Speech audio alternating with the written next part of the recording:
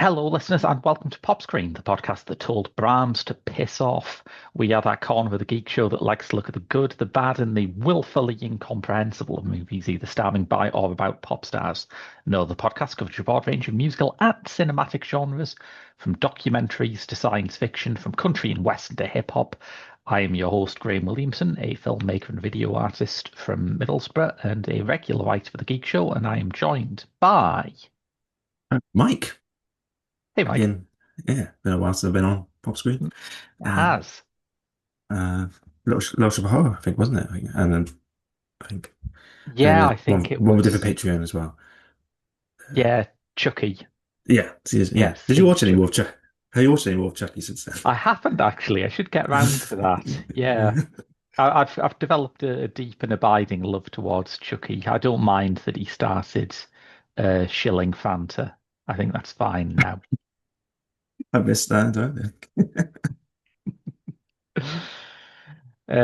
But yes, we are here to do something that we've been talking about for ages, both me and you and me on this podcast generally. Something that I think is I think I like it as a movie. It may not be one of the best pop star movies. It is one of the most pop star movies.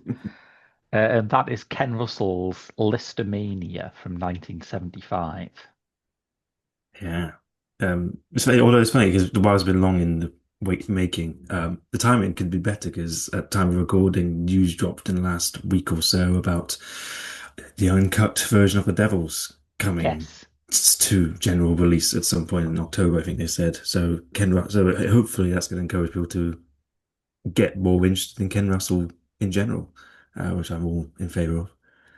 Absolutely, yeah. Should we talk a bit about our general feelings about Ken Russell before we get into this particular film?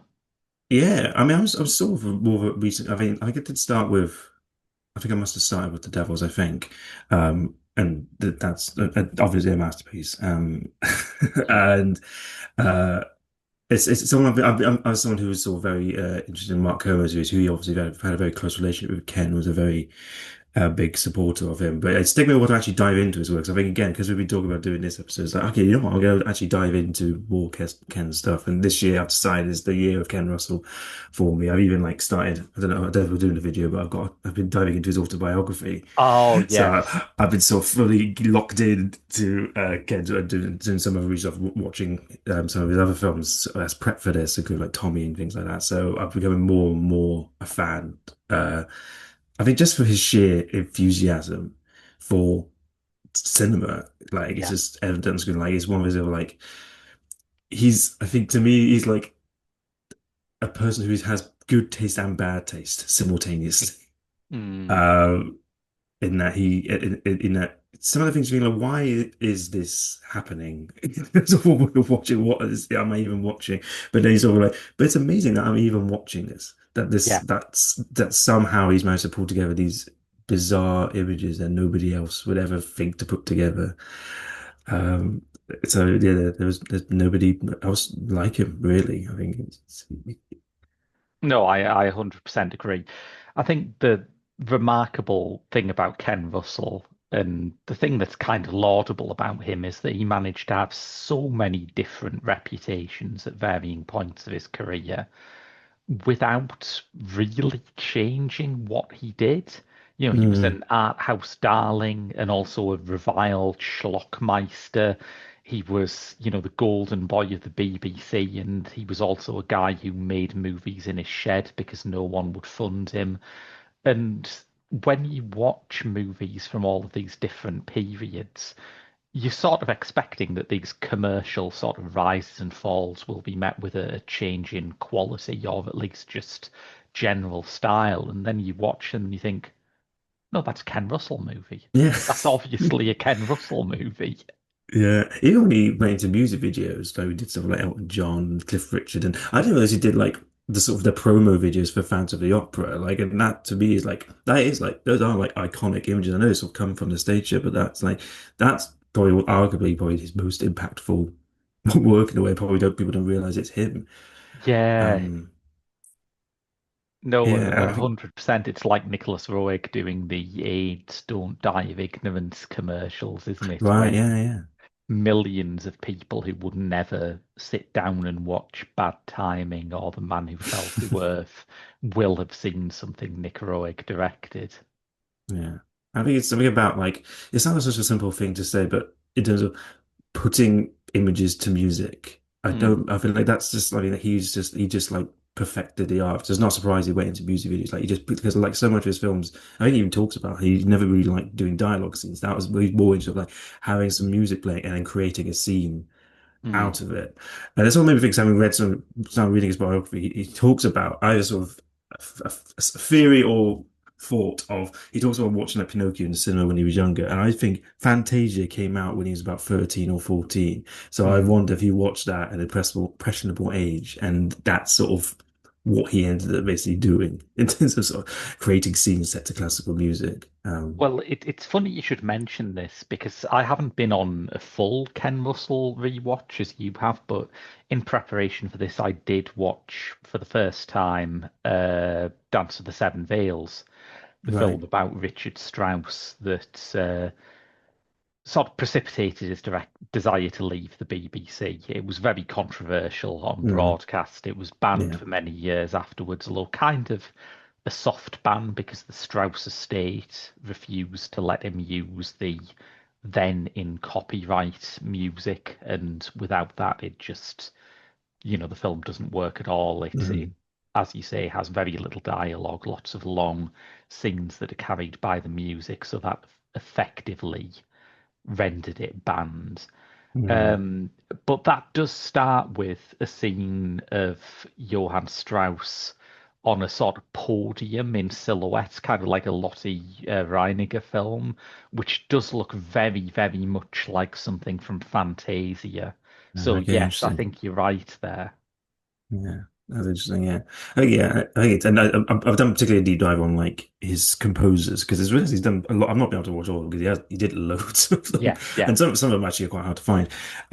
But it is interesting that that is a recurring thing. Obviously, we'll probably talk a lot more in terms of Listomania about it. But it's interesting how he kept returning to this figure of the composer Hmm. um, as a personality and as a person, as an artist.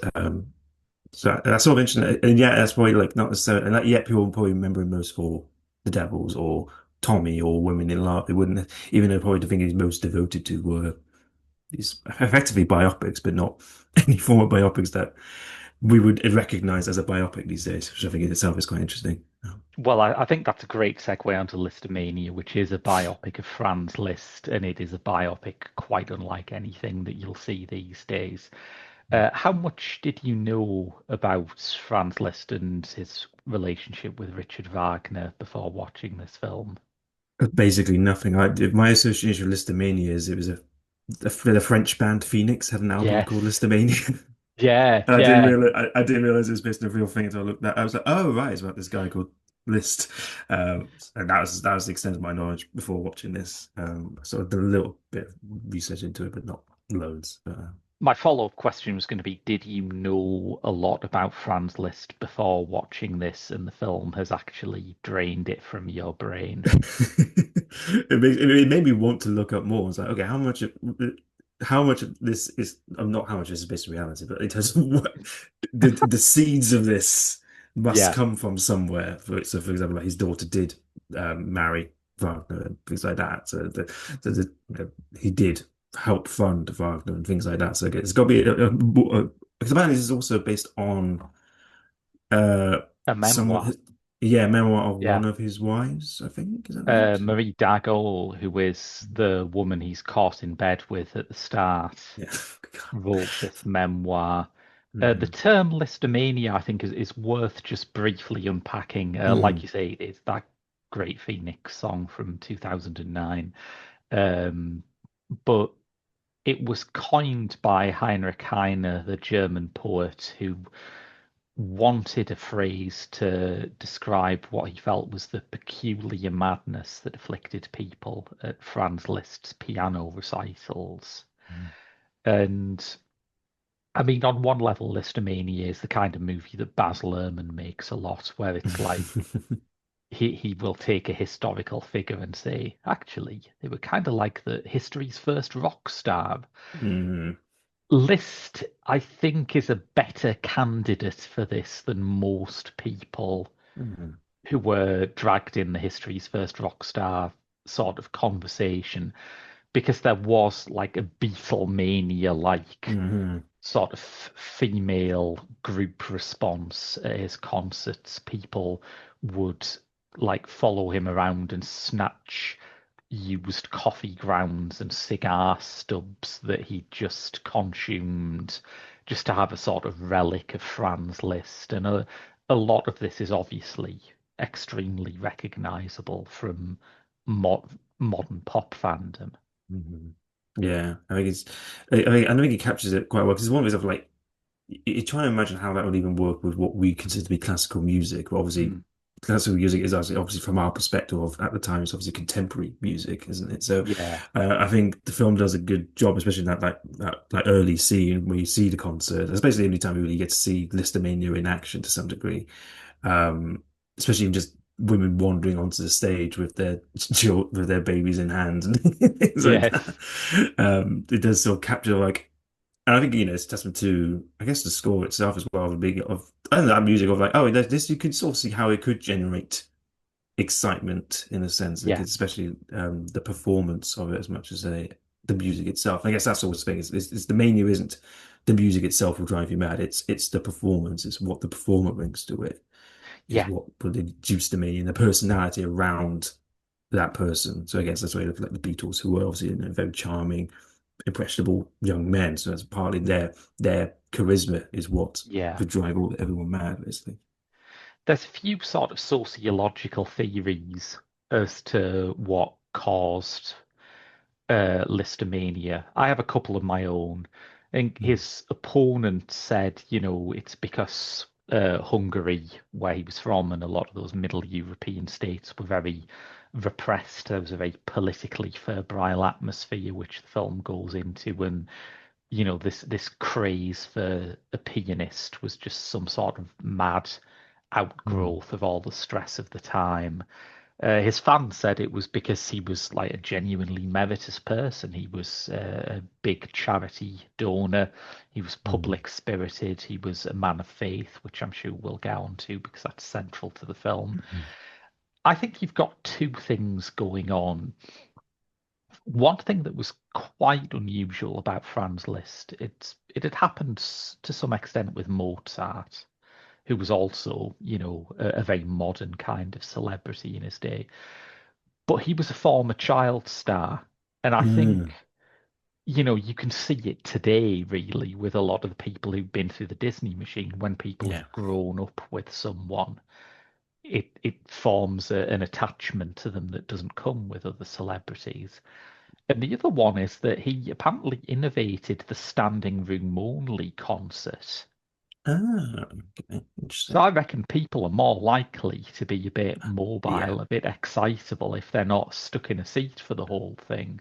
absolutely. Well, and also deformalizes it in the sense because then it Yes. becomes you're just one in a crowd rather than a member of an audience. Sort of, there's a slight distinction there, isn't it? Mm, yeah. Yeah, that's interesting.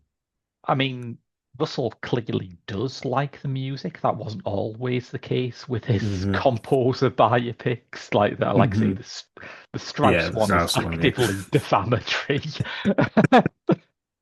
even Wagner. I mean, in fairness, with Wagner, we were aware of. There's plenty of good reason not to like Wagner. And Yeah. he was very even in I think one I just watched earlier today was Marlowe, where I think Wagner's crops up in that again. It doesn't it doesn't shy away from his feelings about Wagner there either. Yeah. Um, um, But it also it makes some effort to kind of, I don't want to say modernize it necessarily, but it does couch Liszt's actual music rather than his just a stage presence in the sort of rock music of its time. It has Rick Wakeman yeah. come in to do the score. It has some of Liszt's compositions turned into like actual musical numbers that Roger Daltrey sings. How Yes, did you those feel bit. about those musical numbers? Yeah, I did have a look at that. Like, okay, they didn't have who wrote the lyrics for these, and I think it was a mix of like Russell, Mm, Wakeman, Daltrey, and some other guy who I don't know who his name was. What was his name? Benson. I didn't recognize him. right. Um, I did find them less effective because it felt like they were like musical numbers, especially as having watched some of his other stuff where he's very capable of creating scene, and actually even in Lisztomania, or when it's just purely the music and there's no words on top of it. That's powerful enough to have lyrics on top of it. Did sort of felt a bit Yeah. jarring, I think, because it felt very clearly put on top. Although again, like compared to like in Mahler, that does a similar thing. It takes one of Wagner's songs, and there's a bit where they sort of put lyrics to it. But that makes sense because that's in the context of that. It's about when Mahler's being converted into Catholicism. So it's a part of it is meant to be about the wrongness of it. So putting lyrics on top of this I song see. adds to the wrongness of that sequence. Yeah. Whereas here, it's more played straight, as it were. Yeah. As And straight he's as it meant to gets in this film. yes, yes. So yes, I did find it. I did find having the lyrics a bit jarring because the lyrics weren't particularly memorable either. So it didn't feel particularly, and it felt like it was straying into more. You could tell this is sort of in the same year, or at least came out in the same year as Tommy. I don't know how close they were actually Yes. being made to each other, but it felt like I almost look at, especially having obviously Roger Daltrey in the middle of it as well, feel a little bit of a hangover from that to some degree that didn't quite work. And it's weird with Listomania. It's going to sound bizarre for you to say about a film like this, but there's a degree what almost feels a bit like Russell's being constrained a little bit, or there feels like a Right. little, or like a little bit of like I feel it feels like the decisions that have been made. Particularly, I mean, there's one particular bit of sarcasm I'm sure we'll get onto that I think Mm. wasn't his decision, and actually, of course, I think it was meant to be. I think originally Mick Jagger was considered for the lead role, wasn't it? And then um, but it ended up being Roger Daltrey. So there's things like that, having lyrics on top of that. Obviously, Russell did contribute lyrics, so he must have had some input, but that feels like either a misstep or somebody said, oh, we should have them actually sing in this. I It's guess. it's quite an odd thing for me because I think I probably liked them more like as numbers than you did, but they had this odd effect where it made me think, oh, that's Roger Daltrey. Yeah. And it's funny because you wouldn't call this like a transformative performance. You know, it's not like you're watching sort of Daniel Day-Lewis in There Will Be Blood and then suddenly he turns around and starts talking with his own accent or something. It's like Roger Daltrey is not a versatile actor, but there's something about Mhm. Roger Daltrey like belting out songs that makes his Roger Daltryness undeniable. Whereas Yeah. for the most part, I think his performance in Listomania and his performance in Tommy both work very well. I mean, you wouldn't cast this guy, you know, to play in an Edward Albee play, but there's a Yeah. certain type of sort of babe in the woods naive that he's actually very good at. Yeah, I was going to say, I think it's similar to this anatomy of like both those characters are sort of characters who are dragged around by other people at the whims of other people. So it sort of helps to have someone who's not necessarily something quite me, not necessarily delivering that much. That's not quite right, but you know what I mean. It works for someone who's not necessarily giving. Like, is a character who clearly could have has shades to him, and he's not bringing them out. But that's Hmm. sort of okay because the film's not really probing it's, I mean, it's always again coming as a thing of Ken Russ refers like doesn't really like dialogue scenes. It's almost like he'd rather show us the psyche rather than having someone expressing the psyche, if that makes sense. It's Yeah. not, it's not like he can't get good performances out of people. He's had people like Glenda Jackson and Oliver Reed, obviously, who Hmm. makes a cameo in this very briefly. He does. Yes. Sort of blinking your misses. Like it's very thankless. It must be just like I want, just pure just there You as a are mate. slightly distracted from the fact that it's Oliver Reed by the fact that he is leading Roger Daltrey Yes. into a room full of ceramic arses. Yes, which would have fart out gas though. Yes. Um, I agree. I think Daltrey works in this as like I said, I think because it's this sort of naive character who's dragged around by everyone, so he has that. So he's got that. So he's got quite a good face for this. He's got that sort of Yeah. big wide eyes and everything, and and he commits. He goes for the mania, which Oh God, yeah. so I think you need someone who's going to deliver to that. And I think compared to I was just say now, okay, compared to Ringo Starr, who I got a note where it said Ringo Starr can't even wink properly. It just as he rocks up, it's like okay, that's clearly you want someone. That's where someone like Oliver Reed as the Pope would have been fun, but Yeah. they come for Ringo Starr instead, and he. I think Yeah. he's probably trying his best, but his best isn't that great. So Roger Daltrey definitely looks better in comparison to that. Well, it's strange because every time I watch one of the Beatles films, I'm always struck at how good Ringo Starr is in those. And I realise he's Yeah, playing a version of himself, but it's still a proficient version of himself. It's a good one. And yeah, that does seem to desert him here. And I don't mm, know if it's just. The idea of casting Ringo Starr to play the Pope is just so inherently funny. And I yes, think if he'd leaned into it and played it, if someone had said to him, "No, play as Ringo Starr, play as yeah. the guy who just walks around Liverpool on his day off in a hard day's night," I was about that's to the say. joke, you Yeah, I was know. Hard Day's Night. He's very funny, and so I think you're right. He's almost like he wants to do it properly because I'm Yeah, playing the Pope, but it's like, but you're playing the Pope in a Ken Russell film. Like, it's yeah. just, it doesn't. You don't have to be so monotone and serious about it. You literally are there for just a scene. Just be you rock up in a big cloak and an eye patch, and then next thing you're in on a massive throne with three crowns on your head, talking about how Wagner's the devil. Like, have some fun with it, Ringo. Come on. I think we need to rewind slightly to explain how we get from a movie about the craze for Franz Liszt's music into Pope Ringo, um, Yeah. because you, the actual Lisztomania section of this movie, which Mhm. I had assumed would be, if not the whole thing, then definitely the main area of focus, Yeah. really kind of goes away. Certainly goes away as soon as Lady Caroline, the Russian Hmm. countess, makes her appearance, and the film becomes Hmm. about a series of other strands. And I think the Lady Caroline stuff is a great breaking off point because the stuff that we've seen previously hasn't been subtle. The opening sword Mm. fight has swan Yes. whistle sound effects. And like country hoedown music and literally tied to the train tracks, although in Yes, a piano, but it's but still that old Perils of Pauline device, isn't it? There's a lot of silent movie elements here, and mm, Russell did love Chaplin. So mm, you've got yeah. that going on, and that would be enough for most movies. But as soon as Sarah Kesselman appears as Lady Caroline, the whole thing just goes off on a almost indescribably weird track. But we're gonna try. We're gonna try. Yes, I'm going to promise you, listeners, we're not exaggerating it. It's just Oh, this nuts if you haven't seen it and you are choosing to listen to this without watching it. yeah. To give an entirely straight-faced description of what happens once Franz Liszt has escaped Oliver Reed's room of arses.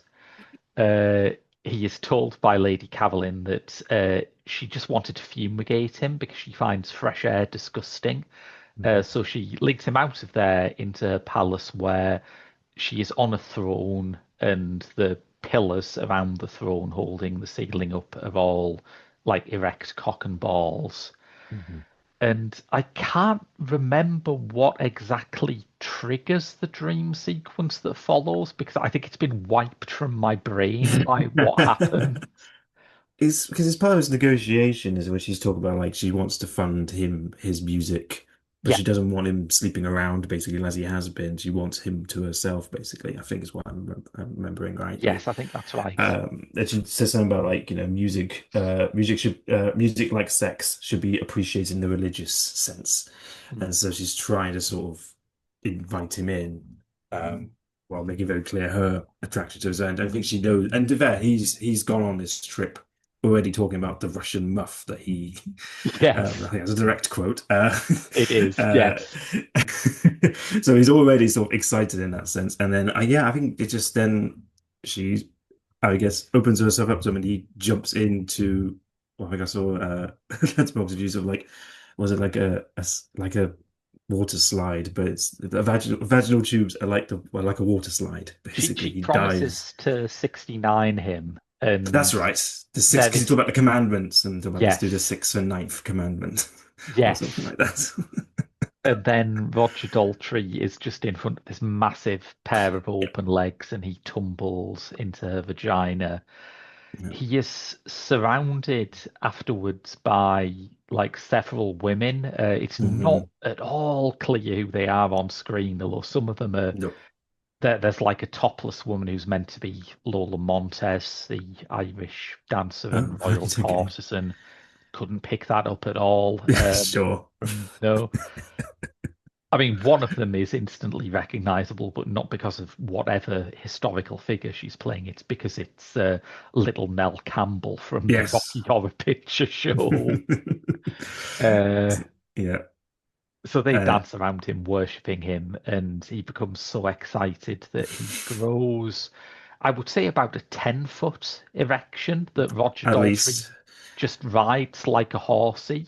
Yeah, I think they all ride on it at some Yeah, point. yeah, I that's don't true. just mean that. I don't mean that metaphor Well, into anything. yes, Literally, we're well, literally I mean, and metaphorically. yes, yeah, they all, yes. And then, yeah, as he's riding to it, then she whips out the guillotine, Yeah. um, which he's obviously terrified, but is inexorably being drawn towards. And then, so I was aware we have a cut, quote unquote, to these neck and balls now becoming a maypole. That's they all Oh, uh, yes. Yeah, dance around. that happens. Yeah. And I think yes, Yeah. yeah. So what do you think it means, Graham? Yeah, what's the subtext here? It's hard to say. Um, it's yeah. I mean, it's this is when it's like just watches like now this is the Ken Russell that you're here for, isn't it? Yeah, yeah. This is what you want. And it's like, how is this a flop? How is this a box office flop when this? Who wasn't enjoying this? Who wasn't?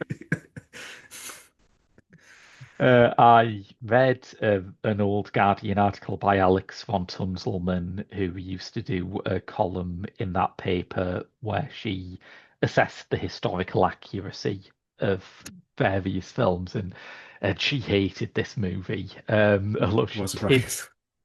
she did wonder if this whole dream sequence was the result of Ken Russell mishearing a description of Liszt as Europe's biggest pianist.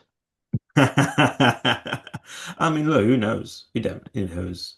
I mean, he did go on to write a series of books on like the sex lives of composers. So I wouldn't be surprised if he did do the research to find out like just how big various composers' members were, If and anyone decided that. would know, Yeah, exactly. yeah. I think if anyone was going to find out, Ken Russell would have found out. But it's like it's this is very, very funny, obviously, Yes. but it also shines a bit of a light on something you were saying about Ken Russell's approach to biopics and how it differs from standard biopics, which is that Mhm.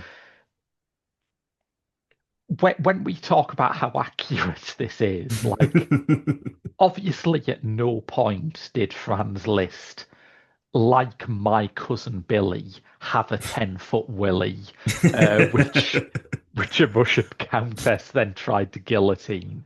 That did not happen. Um, but everything in Well, it, there's no record of well, it happening. yeah, can you disprove it? You And know. you'd think someone would have made a record of that happen. You'd think. But yeah, but you can go through all of these mad inventions and line them up with an actual biographical fact. And the fact that he chooses to illustrate them by these sort of mad satirical cartoons. I mean, the Strauss film was even billed as something like a comic strip in 7 parts. Whether that was Yes, an right, yeah. attempt at dampening the outrage that didn't work, I don't know. But it does. It speaks to an essential truth about Ken Russell that you have to see him as sort of Hogarth. That everything he's doing has a narrative purpose and has a factual basis, but Hmm. it's also grotesque and exaggerated, and it's supposed to make you laugh. Hmm. Yeah, I think especially with in terms of like it is about creative people and it's about a creative person telling this story and not Yeah, I think about actually again I can think about Marlowe because I watched it. So there was a bit in Marlowe where he's interviewed by a journalist and I can't remember, he says something and the person gets a follow up. I was why did everyone take something so literally? I was speaking metaphorically. yeah, And and you can go back and look at actually one of his early BBC things, the Debussy film, which is about the curse of Debussy, which is a film about a film it's about a bunch of people, about people making a film about Debussy, which apparently I mean Debussy family weren't happy with. I think just in general, like, probably again because it wasn't necessarily accurate or the version they liked.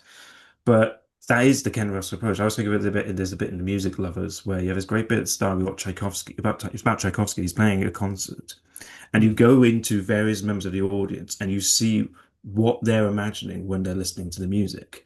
And to right, me, that almost sums up the Ken Russell approach of like, yes, these things didn't literally happen as they are playing out, but it's the feeling of what I was. Let's show how debauched this felt, or how this felt, and match the bigness and boldness of the music yeah, to emphasize these narrative things to give it. And it's just making it rather than so dry and literal.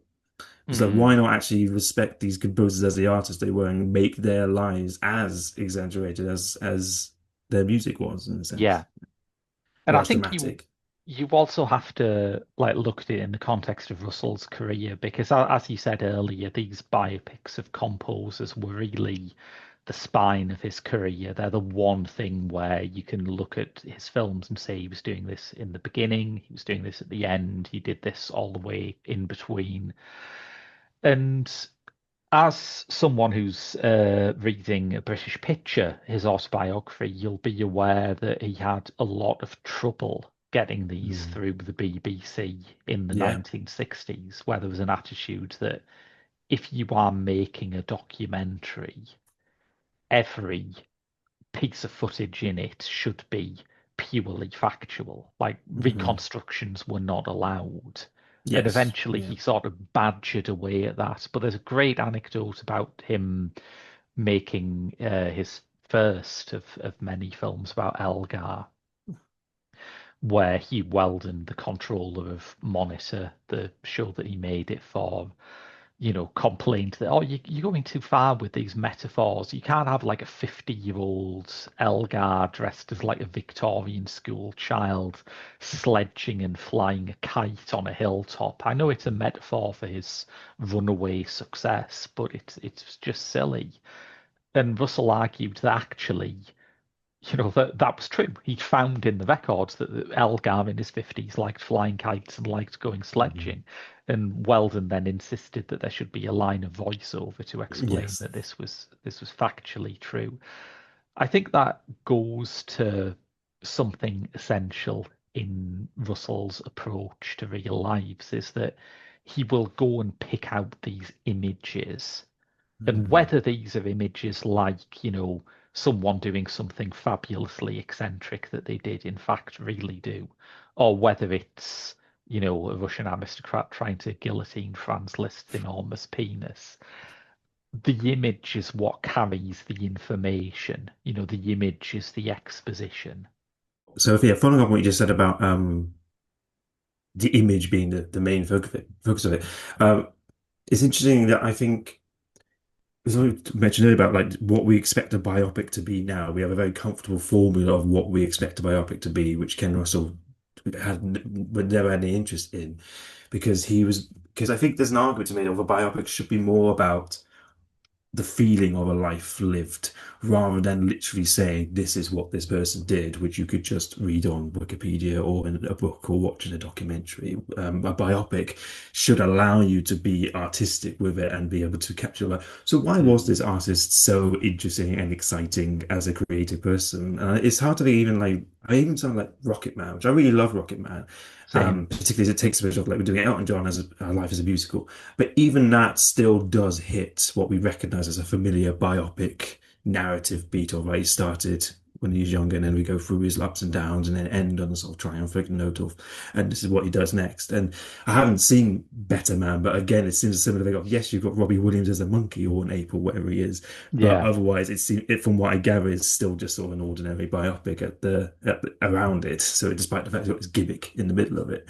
Mm. Um, so I think it's interesting of Ken Russell's approach because all his biopics of is capturing the feeling. And often he often doesn't do the origin story as well, because I guess there's always a That's true. limit with an origin story of this is an artist trying to get opportunity and they got an opportunity. And that's unless there's something specific about unique about that, that's often always what that story's going to be. That you're always waiting to get past basically until Yeah. something the interesting stuff happens that you're here for, which is what Listomania jumps straight into.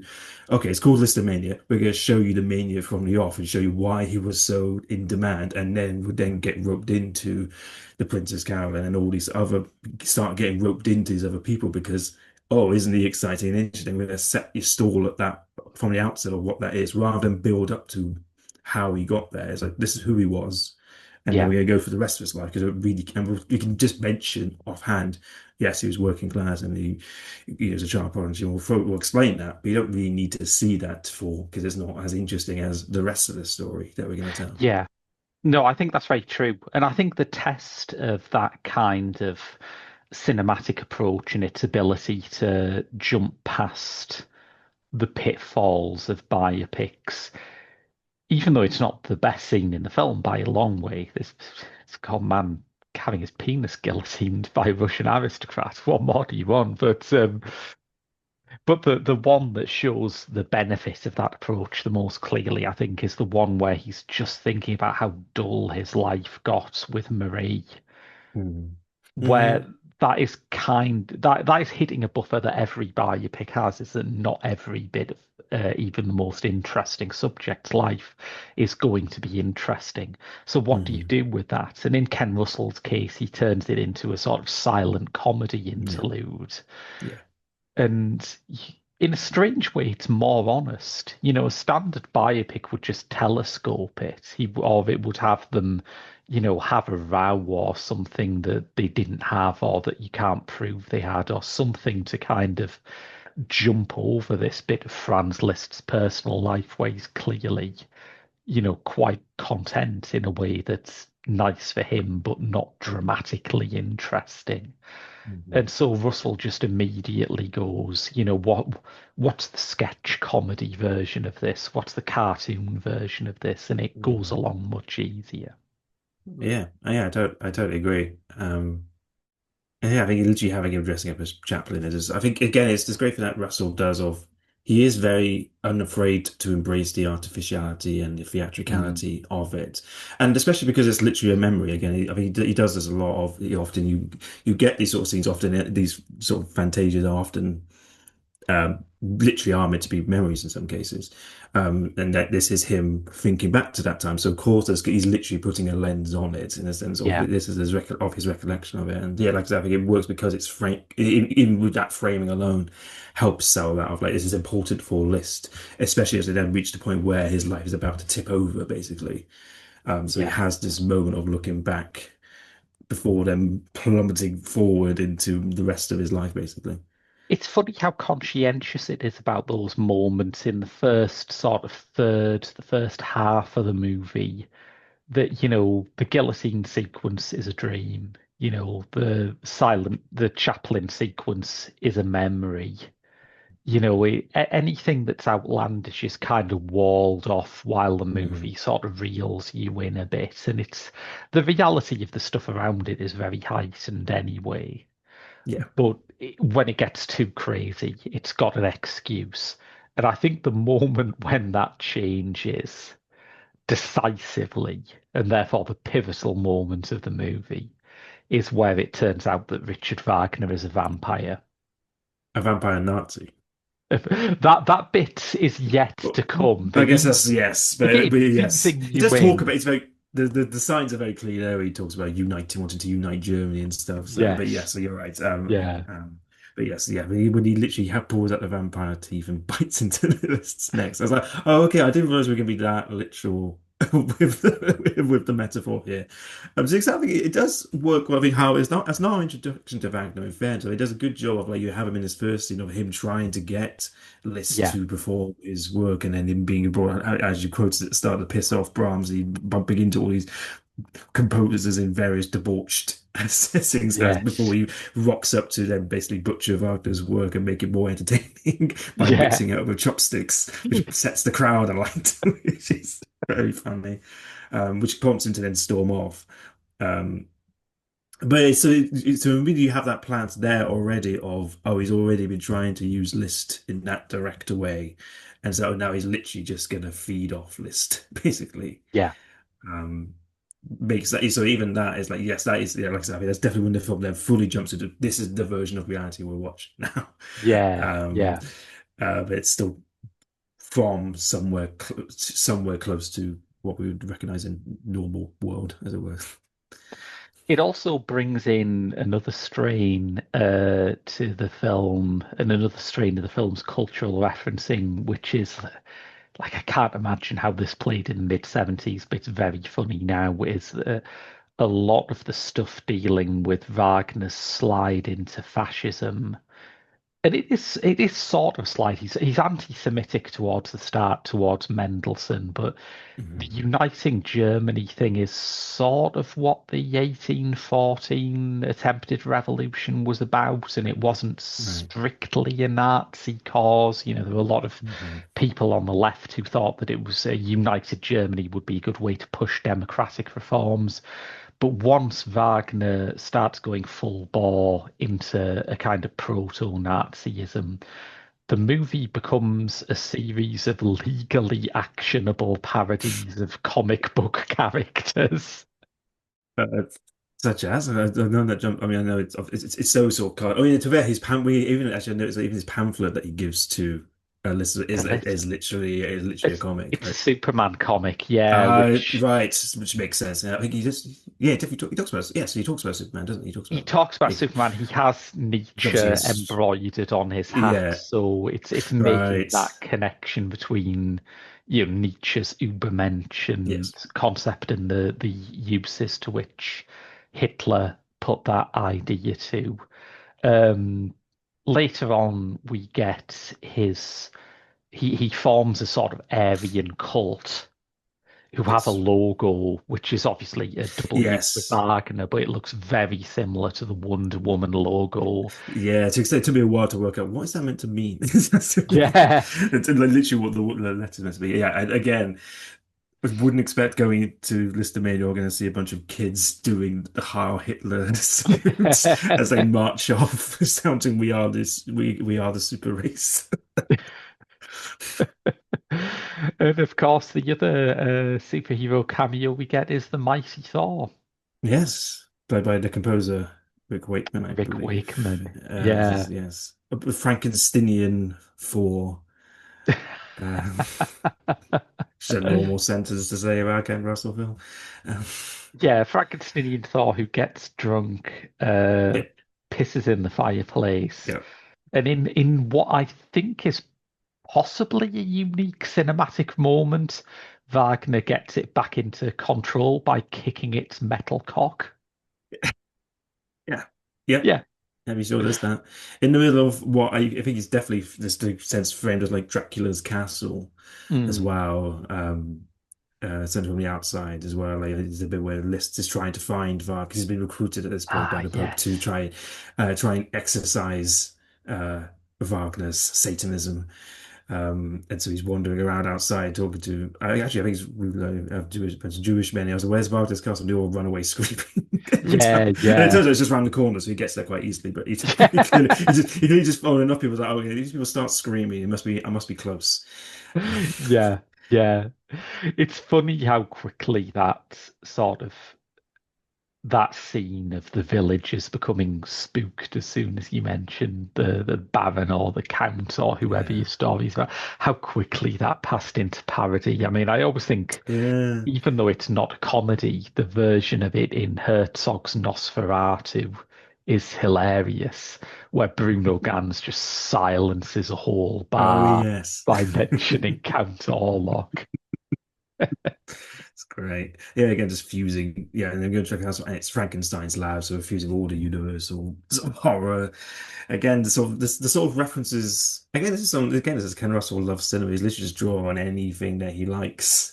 Yeah. In this, it's like, yeah, I'm going to do this, and what? And You know, it's what are you funny going to do about because, it? like, a few years after this, he was trying to get a version of Dracula off the Yeah. ground, and I did think, well, you almost think, what's the point? This is already Well, I Ken Russell know. does Yeah. all of the Universal horror cycle in one Absolutely. Yeah. movie. Yeah, he just needs Absolutely. a Yeah. mummy in there. Ah, yeah. Yeah, yeah. So that sets up the ending where, having comprehensively failed to invent the Aryan Superman who would unite Germany, because it turns out to just be a drunk Rick Wakeman in a Viking helmet. Um, Wagner dies, but he doesn't die, does he? He He doesn't does die. No. a sudden strike of lightning crashes in, and he rises as Wagner's zombie Hitler.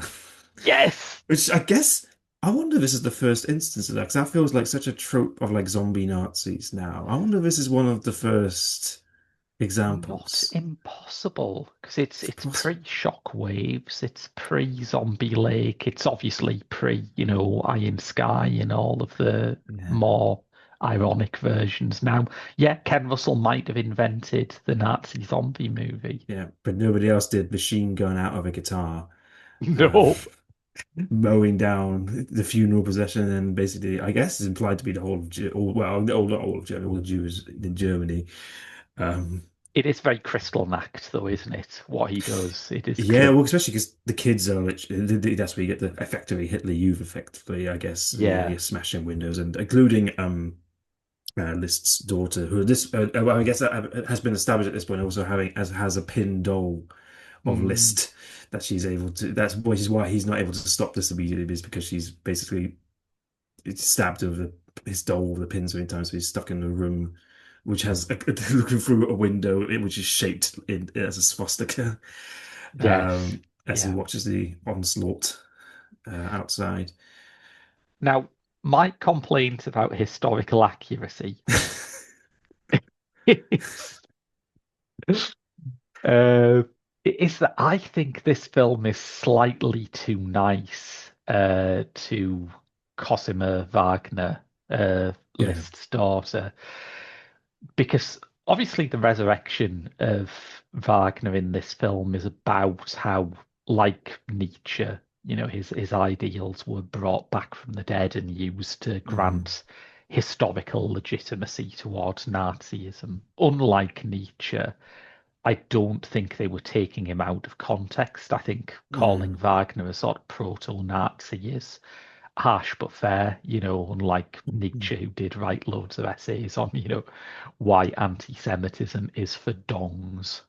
Slight paraphrase, but the sentiment was there. But one of the reasons why Wagner was really there to be sort of plucked up by Hitler was because of Cosima, that after his Right. death, she ran the Bayreuth Festival, which presented his great operas every year, and she Um, consciously shaped his legacy to be one where anti-Semitism was foregrounded. So I don't think she deserves to be in Liszt's pipe organ heaven at the end. bit part of his Thunderbird Power Ranger troop, as they I try love and how we're just dropping it in here. We've done that so much. Like again, listener, if you haven't seen these films, I think we're giving a very fair description Yeah, of these films. We are not exaggerating when we're no. talking about what these images look like. Yeah, it's interesting. So I didn't know that history, but yeah, she does. Yeah, even then it does seem a bit jarring. She's like I say, she's up there with basically it's him, his mistresses, and his daughter. So she already feels a bit out of place anyway. Yeah, Um, yeah. unless they want to imply something that's nowhere in the film. Um, Yes, because yes, she never always seems to come off nice. Because yes, because he's trying to chase after, but yes, as a character, you don't get a sense of her at all. Hmm. I guess the film doesn't offer a redemption except for the fact that she's in heaven. That's basically, that's again, Yeah. like I say, that's why it feels jarring, even not knowing the context. She is quite an odd character before that because Well, yeah, she's essentially likable for a lot of it. I mean, at the start she has a voodoo doll of her dad, but she is sort of that is presented as sort of joke about how much she sluts around onto her more than anything yeah, else. I think her heel turn, while historically completely accurate, she did mm, leave her husband to shack up with Wagner. mm, But it's a bit jarring in the film. It is yeah. Well, a bit of an odd character twist.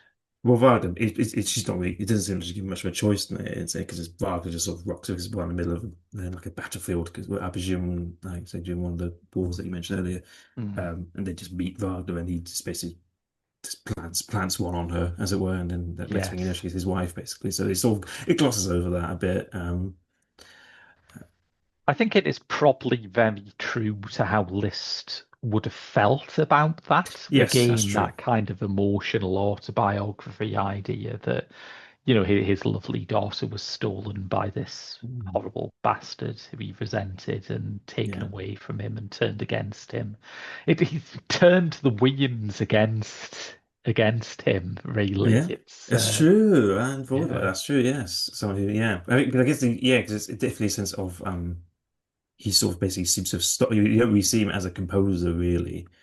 Once he's under Winter's Caroline, which is sort of there's a sort of an irony in that of Yeah. she sort of takes him through his music, but then we never actually see him making music. It's more about him talking about his music can have this effect. We don't really see him as a composer for the rest of the film, weirdly. Which Um, kind of works, I think, because it does yeah. add a bit of weight to his fear that the deal Caroline is offering will be stifling. Yeah, I think Mm. that there's a certain sort of funny uh, payoff to the fact that his composing days, although they did continue in real life, are basically over as soon as he signs that contract in the Yeah. film. I suppose deal with the devil, which he talks about at the start, like I'll do a deal with the devil for this, and he Yeah. effectively does. Um, Yeah, so we can add Faust to the number of classic yes, public domain horror text that Ken Russell has somehow managed to cram into this Franz Liszt biopic. yeah, that's the thing. It's almost like, oh, it's a biopic about Franz Liszt. Okay, sure, and then list all the other things. It is sad to think that I mean, we get to now of like this is sort of meant to be the second of a six-film deal, basically, and Yes, I don't know how bad it bombed, but I know it didn't. It definitely didn't do very well. yeah. Um, and so put a pay to that deal. He never did, and he never really went back to compose as a feature film after No, he did some Lisztomania. TV stuff quite late in Yeah. his life, but yeah, I think the we should point out that the producer who signed him to that six-picture deal was a young David Putnam, who Mm, of course, would go on to become a major figure in both British and American cinema in the next decade after the success of things like The Killing Fields and Chariots of Fire. mm, Um, it's interesting reading their various accounts of the productions of Listomania because mm. both of them insist that the other person was the source of everything that went wrong. Yes. Yes, yeah, yeah. I think again, I think in terms of the casting, yeah, Mm. Ringo Starr, I think particularly, that's the one I noticed. Yeah, but yes, it's a comparison to Marlowe, where I think Putnam was more of a backseat. That's the main, as according to the Russell account. I haven't dived deep into the full accounts, but yes, I've also saw that.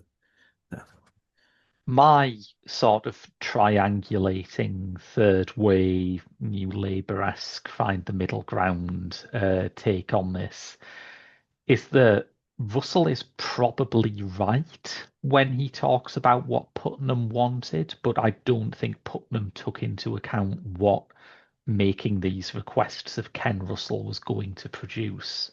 Mhm. Because the core of Russell's complaint is that Putnam didn't really care about classical music, that he'd written a Mhm. first draft that was basically straightforward and in line with some of the things like Mahler and Mhm. I mean a sculptor, not a composer, but Savage Messiah, things Mhm. like that. And Putnam said, I think justifiably, that we could market this to the rock audience. The story Mhm. of Liszt obviously offers scope to do that. Go away and make it more rock friendly. Mhm.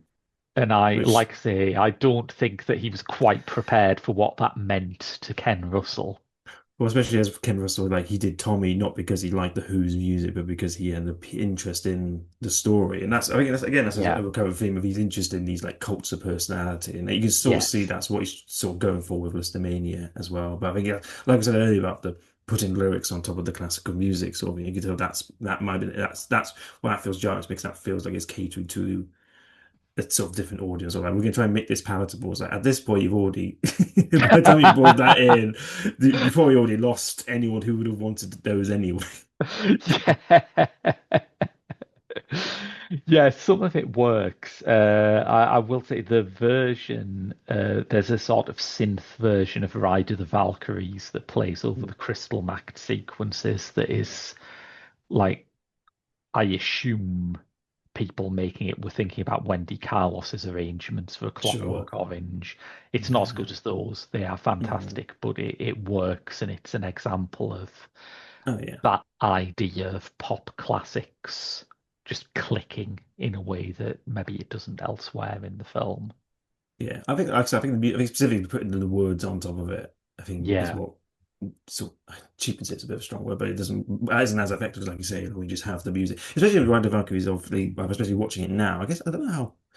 Obviously, we associate with like Apocalypse Now, but I don't know how often it's used in cinemas as we're used to it being at this point. But yeah, that's a good point. as as an audience watching it now, it's still effective despite that in it feels overused to us within that sequence, especially because it's literally Wagner. I think that helps sort of Hmm. double down on how it's being used in that scene. That's a good point. I'm trying to think of an instance where a like post 1980 instance of Ride of the Valkyries being used in a context that isn't a parody of Apocalypse Now, and I'm struggling. Yeah, I'm not sure I yeah. can think of one. Yeah, and that's where you got Ken Russell for. You don't get him to do the rock opera. You get he's someone who likes classical music. He's like Yeah, he understands that. He understands the power of that music, and you see that all across his work.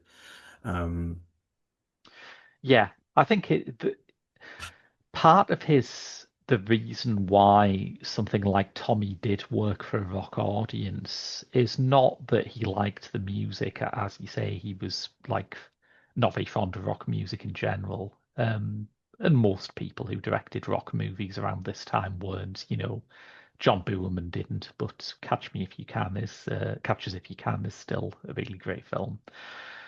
But I think he liked rock stars, and I think he yes. approached them in a way that was very open-hearted, and he was willing to take them seriously. And when you Definitely. have something like Tommy, you Mhm. know, someone like Pete Townsend is obviously going to be very responsive to that because Pete Townsend is a very genuine kind of artistic, ambitious soul whose artistic ambition and whose seriousness was kind of obscured for many years by the fact that his band were in the Guinness Book of World Records as having the loudest live shows of all time. Yeah. So I think that's what Ken Russell got out of them that even someone who really loved rock music wouldn't have got out of them is that ability to see the kind of the roots of their ideas and where the kind of romantic idea of the rock star as a visionary comes from in terms of earlier. like generations of artists. That's what Russell could bring to the table. Yeah, I think that's why having Roger Daltrey in this part. Like I say, he's not necessarily the best actor in the world, but you don't want an actor for this Mm. role. You want a performer for this role, someone who's going to sort of ride the waves of this film. And he does sort. I think he does sort of anchor in a way, like he does with Tommy as well. I think Yeah. as well. He does. There is something he does. I think because he's a performer first, he's a musician first. Even though he didn't even know how to play the piano apparently for this, which you'd think would be a prerequisite if you're playing this. But even then, again you can sort of pretend he's playing the piano, and that works just as well. Yeah. Um, Yeah. No, absolutely. And I think there are great performances here, but they're great big performances. yeah, They work on the same level as Roger Daltrey as Franz Liszt and Rick Wakeman as Thor, even though they're obviously like more practiced actors. I think Paul Nicholas is flat out brilliant as yeah. Wagner in this, for instance. Channeling his role in Tommy, which we only got briefly, so we get to see him much more, Yeah, much more in this. Yes, no, he's very good in it. I agree. I forgot the actress name, even who plays Carolyn as Sarah well. Kesselman. Yeah. Yeah, I mean she again not actually in it very much actually, but again even at the very start, whoever that lord is that bursts in on Liszt having an affair with his wife, is very gay for this slapstick cartoon villain that the film has this. Um, Everyone knows. I think it's weird with Ken Russell. Like when you look at his cast, like he's yes, you have your Oliver Reeds and Glenda Jacksons, but you don't necessarily get a lot of massive names. You just get people who are very willing and up Yeah. for what he's Yeah. up to, basically, and that's all what you want, really. Um, I think, like my beloved Walerian Borchik, I think after a while the extremity of his work kind of put actors off. But sure. as with Borchik, there's definitely a sort of Ken Russell repertory company that you really enjoy Yeah. seeing, where it's like Kenneth Colley, Christopher Gable. I mean, and a lot of these actors are great. I'm just looking up John Justin, who plays the sort of cuckolded Mm-hmm. husband at the start, who you mentioned, who's so good. He plays the sort of undead husband in Shalkan the Painter, which is Okay. Oh, I've heard of this. This is like one of the not ghost stories for Christmas, but sort of a ghost. Is that it's right? Am I yeah, mixing? it's not part of the main strand, but it's a Yeah. ghost story. It was broadcast at Christmas. What else are you gonna call it? Yeah. Um, yeah. Okay. But that's great, and I think it's possible that maybe he wouldn't have took a role that's as crazy as that gets if he hadn't been baptized in the waters of Ken Russell. For sure. For sure. Yeah, I think we're sort of circling around this, but this is a really great film, isn't it? Yeah, it's one of those I would love to see in the cinema. Yeah, I think it's one of those. I think actually, I think it's probably true of any Ken Russell film because I think they are like designed for the cinema. Like I talked about like biopics these days. We expect a sort of very formula for them, but they don't necessarily filling. They're not so filling the screen with much. yeah, yeah, And I think in general, and like I think spectacle cinema is something that it feels a bit lacking these days. It feels like there's not many people who are really like filling the screen with mm, loads of shit, basically, and yeah, not being afraid to look a bit silly. You can get like even stuff like I think it's something like Furiosa that came out mm, and so felt very it feels like very underseen compared to like when Mad Max Fury Road came out and how that sort of took the world by storm. Then this much yeah. anticipated sequel came out and nobody really seemed to acknowledge that it even existed. I feel like no It's one quite agrees on what spectacle is anymore, isn't it? That's Because true. to some people it's effects, to some people it's like Yeah.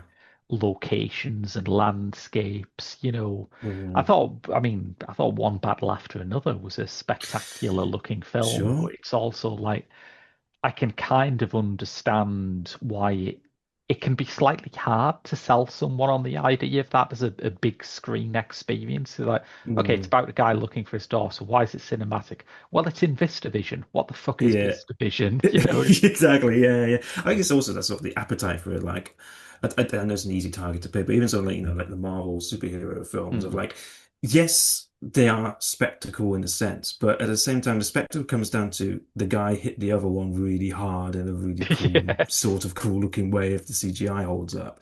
It's Yeah. not like Roger Daltrey riding a massive cock as he approaches a guillotine, or Power Ranger Thunderbird organ striking Nazi Wagner.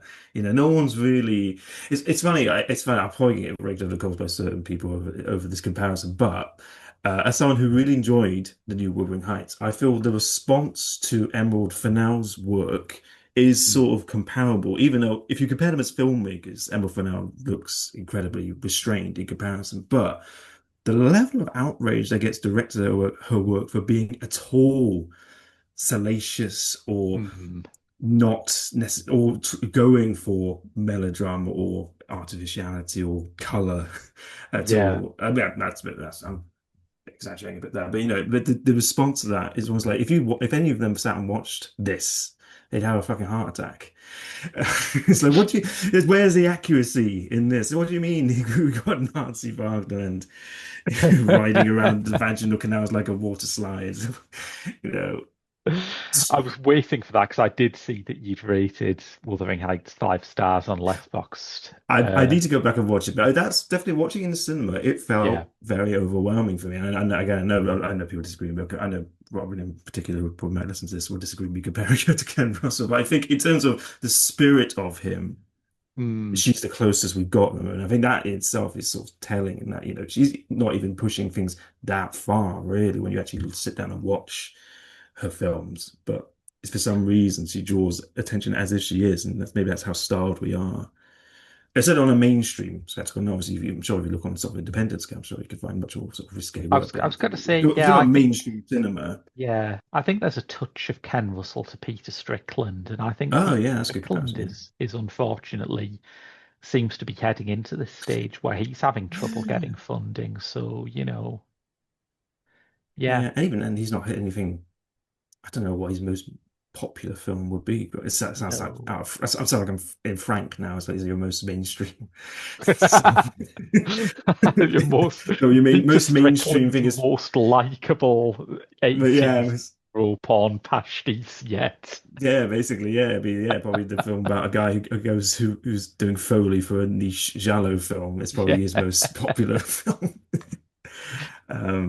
So I think in terms of I think that's where you always I think Ken Russell will always garner some respect because I think people like Peter Strickland you can tell as people who've definitely been influenced by him, even sort of like Rocket Man, which obviously had Pinball Wizard in the middle of it. Mm, yeah. But you can tell in the spirit of it, it's trying to sort of capture that a bit, even if it's constrained by the fact of, yeah, but you're not going to make up stuff about John while he's still alive, I guess. That's Yeah. that's when I guess. Or, who knows? Maybe he'd be up for that. I don't know. But yeah, I think we need to take more biopics that have more fun with its Totally. subjects.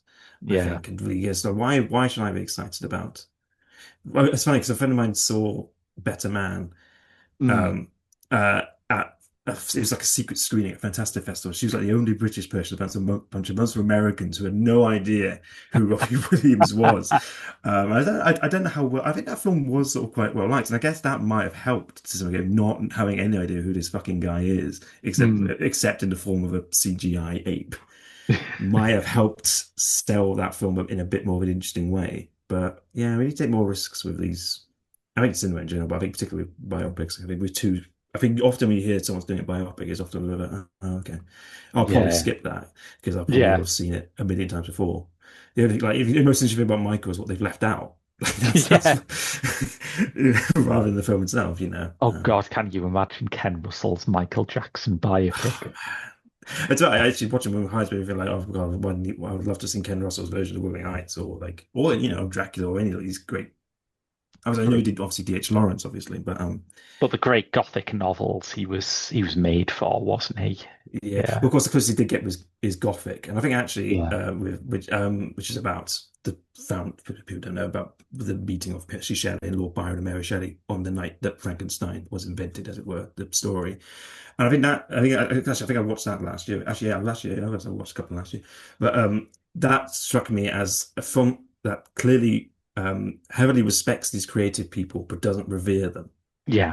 And I think that's the key. Is like it's not necessarily, it's not being precious about the image of a person. And maybe that's just the age these days of like if you're creating something, everyone's very conscious about not offending people, or especially to what it's about. Hmm. When it's always like, so maybe people should be going back to more these more classical figures and do have a bit more fun with it. There's meant to be this film, Mad Fabulous, that's coming out soon about what's his name? About this sort of fanciful lord, which could be I quite fun. I didn't realize that was like a real thing. Yeah, it's a Interesting. real guy. Yeah, because Yeah. I'd seen a musical about him actually, funny called How to Win Against History about the same guy, which again took it sort of very lent into sort of this queer fantastical element. So that's a story that has scope for that. But I guess that's Yeah. already a fantastical character. You also want someone like Liszt who didn't seem like he was that exceptional in his life, perhaps. Yeah. Um, in terms of like he wasn't, like I say, he wasn't riding 10-foot cocks in Russia. But you can allow for that, especially because I mean, like 18th, 19th century values are so completely different. It was much Yeah. more the Wild West of like, and maybe that's part of the problem is that because celebrity culture is a bit more, it's much more managed these days. You could Yeah. try and do that, but you have to be someone who's really who's breaking out from that sort of framework to make them an interesting movie out of them. Yeah, I think that part of the problem with biopics is that you have to market them towards fans of Yeah, who it's about, yeah, and that's why you don't get Dance of the Seven Veils anymore. That was yeah. not marketed towards Strauss fans. That's true. But yes, I think that's a good time to leave it off. Mike, where can people find you online?